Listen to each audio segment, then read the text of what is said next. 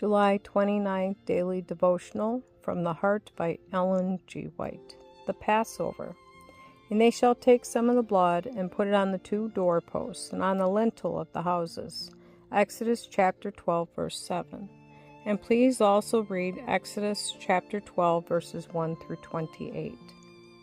The Lord gave Moses special directions for the children of Israel in regard to what they must do to preserve themselves and their families from the fearful plague that he was about to send upon the Egyptians.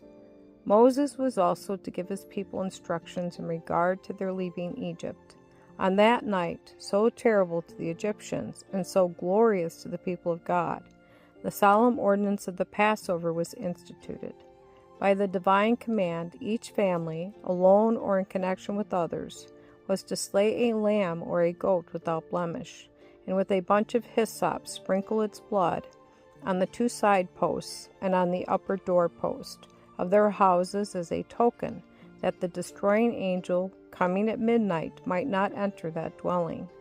They were to eat the flesh roasted with bitter herbs at night, as Moses said, with your loins girded, your shoes on your feet, and your staff in your hand, and ye shall eat it in haste. It is the Lord's Passover.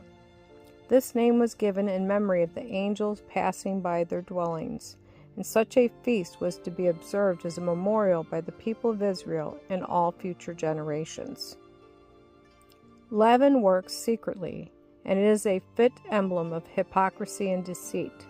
And on this occasion the children of Israel were to abstain from leavened bread, that their minds might be impressed by the fact that God requires truth and sincerity in his worship. The bitter herbs represented their long and bitter servitude in Egypt, also the bondage of sin. It was not enough to simply slay the lamb and sprinkle its blood upon the doorposts, but it was to be eaten, thus representing the close union which must exist between Christ and his followers. A work was required of the children of Israel to prove them and to show their faith in the great deliverance which God had been bringing about for them.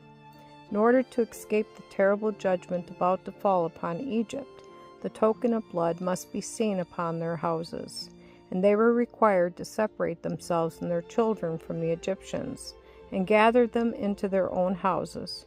For if any of the Israelites were found in the dwellings of the Egyptians, they would fall by the hand of the destroying angel.